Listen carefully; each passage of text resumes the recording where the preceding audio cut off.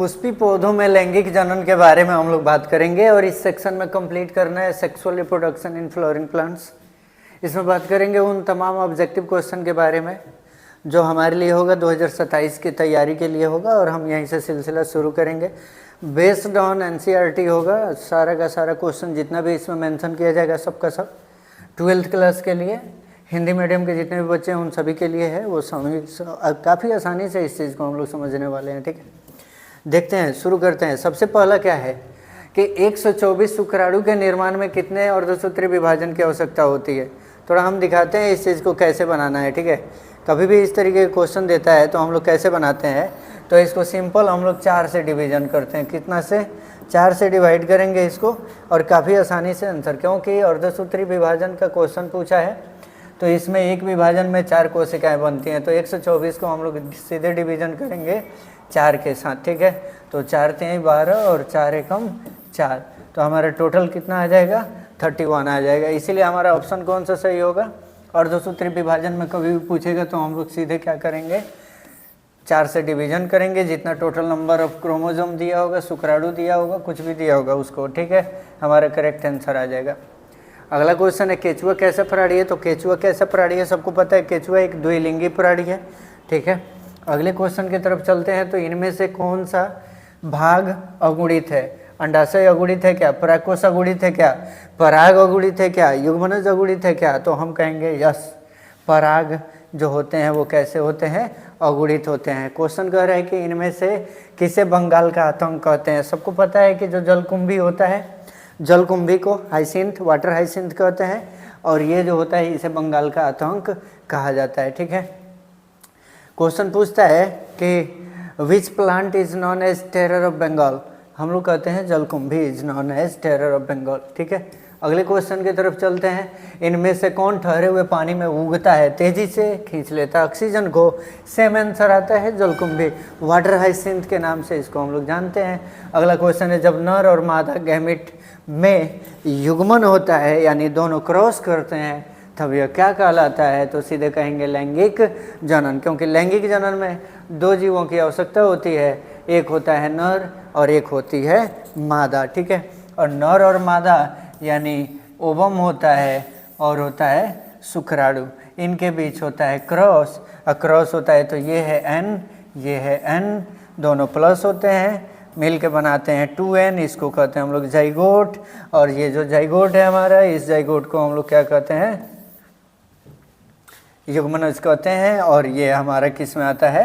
लैंगिक जनन में आता है। ठीक है, आगे बढ़ते हैं, अगले क्वेश्चन की ओर चलते हैं। अगला क्वेश्चन है मध चक्र पाया जाता है, किस में पाया जाता है? गाय, भेड़, कुत्ता सब में पाया जाता है, याद रखेंगे। ठीक है, उच्च श्रेणी के अगर पौधे हैं तो निषेचन उनमें कभी भी याद रखेंगे क्या होगा? आंतरिक निषेचन होगा। ठीक है, यानी इंटरनल फर्टिलाइजेशन इसको कहेंगे। ठीक है, अगला है सल्क कंद का उदाहरण कौन सा है? सल्क कंद का उदाहरण क्या है? प्याज है। ठीक है, बल्ब कहते हैं इसको। अगला क्वेश्चन है स्तनधारियों में निषेचन कहाँ होता है? सबको पता है फैलोपियन नली में होता है। लास्ट टाइम टेस्ट में क्वेश्चन भी दिया गया था, काफ़ी लोग गड़बड़ कर दिए थे इस क्वेश्चन के आंसर को। स्तनधारियों में निषेचन कहाँ होता है? याद रखेंगे फैलोपियन ट्यूब में। अगला क्वेश्चन है प्राकृतिक अनिषेक जनन यानी पार्थेनोजेनेसिस पाया जाता है, किस में पाया जाता है? हम कहेंगे मधुमक्खी में। पार्थेनोजेनेसिस किसे कहते हैं? आप लोग कमेंट सेक्शन में ज़रूर बताइएगा। ठीक है, द्विनिषेचन का परिणाम क्या होता है? द्विनिषेचन होता है तो क्या कहते हैं उसे? भ्रूणपोष कहते हैं। ठीक है, क्या कहते हैं? भ्रूणपोष कहते हैं, याद रखेंगे। ठीक है, बीजाणुओं द्वारा जनन करने वाले पौधों जैसे मार्स, फर्न किस समूह में रखे जाते हैं? तो हम लोग कहेंगे क्रिप्टोगेम में रखे जाते हैं। अगला क्वेश्चन है ये परिवर्तन जो लार्वा को वयस्क में बदल देते हैं, वहाँ पे वयस्क होगा, याद रखेंगे, वयस्क में बदल देता है तो क्या कहते हैं? तो हम कहेंगे कायांतरण, यानी उसका काया बदल गया, शरीर रूप बदल गया उसका। अगला है कि भ्रूणपोष, यहाँ पे भ्रूणपोष में कितने क्रोमोसोम होते हैं ये बताना है। तो भ्रूणपोष में कितने क्रोमोसोम होते हैं? 3 गो क्रोमोसोम होते हैं। थोड़ा सा इसको एक्सप्लेन करते हैं कैसे।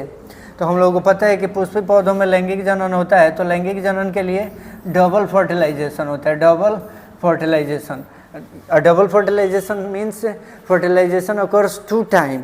ठीक है, इन अ फ्लावर 2 बार फर्टिलाइजेशन होता है। तो एक बार नर युग्मक मादा युग्मक मिलते हैं प्राइमरी वाले, तो ये 2n बनाते हैं, 2n बनाते हैं तो ये सीड में कन्वर्ट होगा, सीड में कन्वर्ट होगा एम्ब्रायो जाइगोट जो भी बनाए। एक है हमारा सेकेंडरी वाला और एक है हमारा मेल गैमेट का एक, तो ये 3n में कन्वर्ट होता है और 3n में, तो चूंकि एक बार इसका फर्टिलाइजेशन होता है एक बार इसका, इसीलिए यहाँ पर डबल फर्टिलाइजेशन होता है। तो भ्रूणपोष जो होता है ना, यहाँ पे हम लोग क्या कहेंगे भ्रूणपोष। अब भ्रूणपोष में कभी भी कितने क्रोमोसोम होते हैं, हम कहेंगे 3n। ठीक है, आगे बढ़ते हैं। अगला क्वेश्चन, जब संतति की उत्पत्ति एकल जनक द्वारा होता है तो इसे क्या कहते हैं? सबको पता है अलैंगिक जनन। अलैंगिक जनन द्वारा जीव उत्पन्न होते हैं, वो कैसे होते हैं? तो एक जनक से उत्पन्न होते हैं, उनमें जितने भी लक्षण होते हैं वो माता पिता वाले लक्षण हूबहू पाए जाते हैं। इनमें से कौन नर युग्मक से संयोजित होके भ्रूणपोष बनाता है? तो हम कहेंगे द्वितीय केंद्रक, जो अभी बताए थे सेकेंडरी न्यूक्लियस। ठीक है, स्तनधारी के शुक्राणु के मध्य भाग को भाग में क्या पाया जाता है ऐसे पूछ रहे हैं, तो हम सीधे कहेंगे क्या पाया जाता है? माइटोकॉन्ड्रिया पाया जाता है। अगला क्वेश्चन है हमारा, चमगादड़ द्वारा परागण क्या कहलाता है?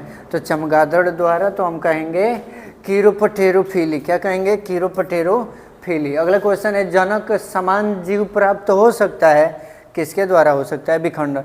विखंडन में एक जीव टूटता है, दो जीव बनाता है, हूबहू सेम होते हैं, टोटल कंप्लीटली आइडेंटिकल होते हैं, किसके जैसे? अपने पेरेंट के जैसे। तो उसको हम लोग कहते हैं कि ये तभी संभव है जब किस प्रोसेस से हो? विखंडन से हो, यानी कोई जीव टूट करके बनाए, तो जनक के समान ही उससे जीव प्राप्त होता है। ठीक है, यहीं पे रोकेंगे इस सेक्शन को, अगले सेक्शन में हम लोग बाकी क्वेश्चन के बारे में बात करेंगे। वीडियो लंबा ना हो इसलिए यहीं पे रोकते हैं। आशा करते हैं कि आप लोगों को समझ में आ रहा होगा। ठीक है, पढ़ाई लिखाई सबसे ज़रूरी चीज़ है। अगर आप लोग पढ़े लिखे व्यक्ति बनेंगे तो समाज को आगे लेके जाएंगे। अनपढ़ के तरह पढ़ाई करके और जीवन को बिताना कोई जीवन नहीं है। ठीक है।